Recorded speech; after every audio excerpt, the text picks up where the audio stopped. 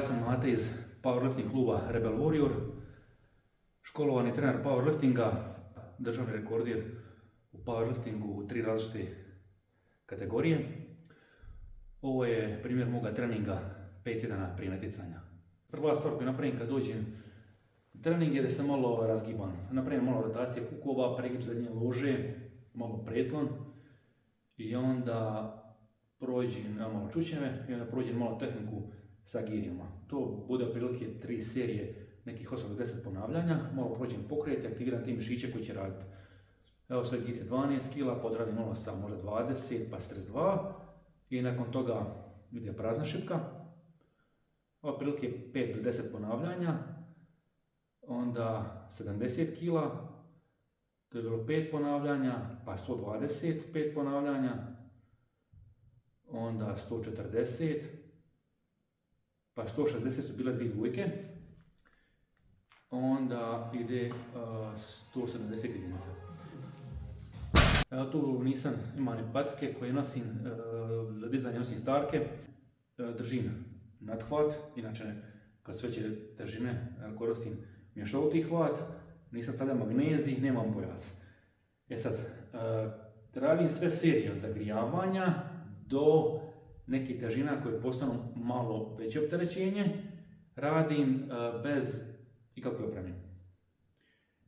Tako da idem do toga da bude, do tih serija da bude malo teže i onda kad osjetim da će biti postati malo teže, naprimjer sam nekih između 180 i 190 kg, onda počinjem lagano koristiti opremu, naprimjer sad sam počeo koristiti mješoviti hvat na 190 kg, a onda nakon toga lagano bacivam magnezij, pa vučem opremu koju nosim inače. Sad zašto je to tako? Zato što kad dođem do nekih težina koje su mi malo veće opterećenje, onda stavim tu opremu i onda bude dodatni boost i sad opet postane lagano. I sad dođem do, naprimjer, do 180 kg ili 170, 190 i mi već malo postaje teško. Kad stavim opremu, onda mi kasnije postane opet nekoliko idućih jedinica zagrijavanja, pripreme za te radne serije, opet postajemo lakše i onda opet se lagano otežava. Sad, i drugi pristup je dobar. Naprimjer, da se koristi pojas od samog zagrijavanja. To bi bilo ono kad bi radio 200 kg serije i onda bi počeo s pojasom na 80 kg, pa 110, 140, pa dok dođe na 200 više to nije to. Meni taj pojas više ne paše. Kod da stisne me skroz i kod da su organe se pomišali doslovno i onda više ne paše, da ga koristim za možda samo 2-3 serije zagrijavanja maksimalno i još te 2-3 radne serije. Sad sam ovamo na 210 kg i tu ću prvi put staviti magnezij. Neće ga biti previše, tu bude samo onako malo da mu osuši ruke od znoja, jer pretjerivanje sa magnezijem je kontraproduktivno. Nezobljenje na šipce knurling se začepi magnezijem i šipka zapravo postane glatka. I ova glazba se svira u pozadini, to je se nešto kao komercijalni house. Izbjegavam prije nekih teških serija da mi šta diže adrenalin nepotrebno. Evo bude nešto neutralno, čak to ne čujem šta svira. Ili bude nekakav lagani house ili nekakav lagani rock. A onda tek kasnije ubacivam nešto žešće metal, na primjer. Sad još imamo odraditi 2 jedinice zadnje zagrijavanja. To je 220 jedna jedinica. I onda 230 jedna jedinica. Tu sam već malo upalio metal da me malo nabrije. Sve ovo što je bilo do sad odrađeno je bilo zagrijavanje. Evo je sad prva radna serija. Sad mi je to bio plan ići serija 4 do 5 ponavljanja, ali da bude RPI 8,5 do 9, ali mi je popustio hvat. To u 4. ponavljanju. I onda sam odlučio ići još jednu seriju, ali da volumen napravim još intenzitet još iz te jedne serije, a onda je back off što sam planirao sa oko 200 kg petice, to izbaciti. Evo sad je to zadnja radna serija od 4 ponavljanja.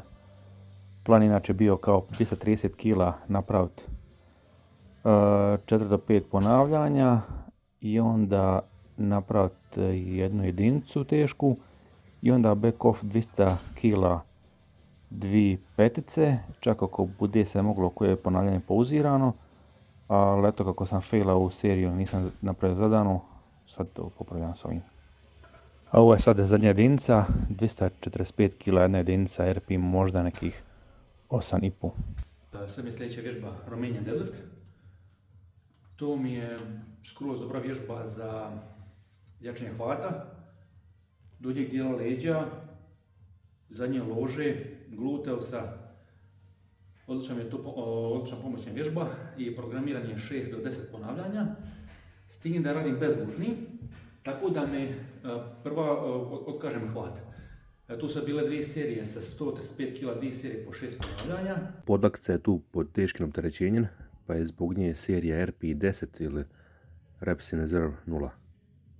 To opterećenje na zadnju ložu, donji dio leđa, gluteus je bio otprilike RP7, možda čak i malo manji. Tako da hvat je bio baš po velikim opterećenjem, koja je slaba točka, moram ga tu jačati. Težina na ostalim dijelovima, na ostalim mišićima je takva da ću se bez problema oporaviti. Još malo glute ham raise, jačam zadnju ložu. Zadnja loža mi je dominantan mišić u sumomorskom dizanju.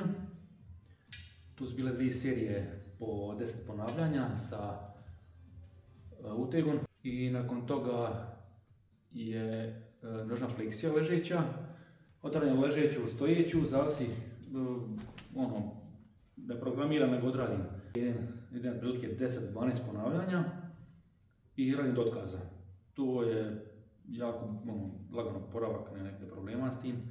I nakon toga odradim trbušnjake, tu bude jedna vježba za gdje će više raditi unutarnji svoj trbušni mišića, transversus abdominis, na primjer leg raise, ovo je dosta teška varijacija. Tu su bile 3 serije po 15 ponavljanja, nekad znam staviti uteg između nogu pa smanjiti broj ponavljanja. I crunches sa nekim opterećenjem, nekad budu 2-3 vježbe, ali otprilike idem na sve skupa 6 serija.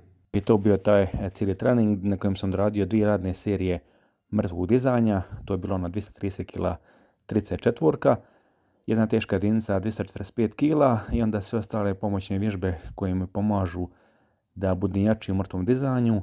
Isto tako bitno smo za izgled i za prevenciju ozljede i onda to je jedan način treninga koji mi omogućuje da sam imam više od 40 godina, a mislim da solidno izgledam i da imam solidnu jakost.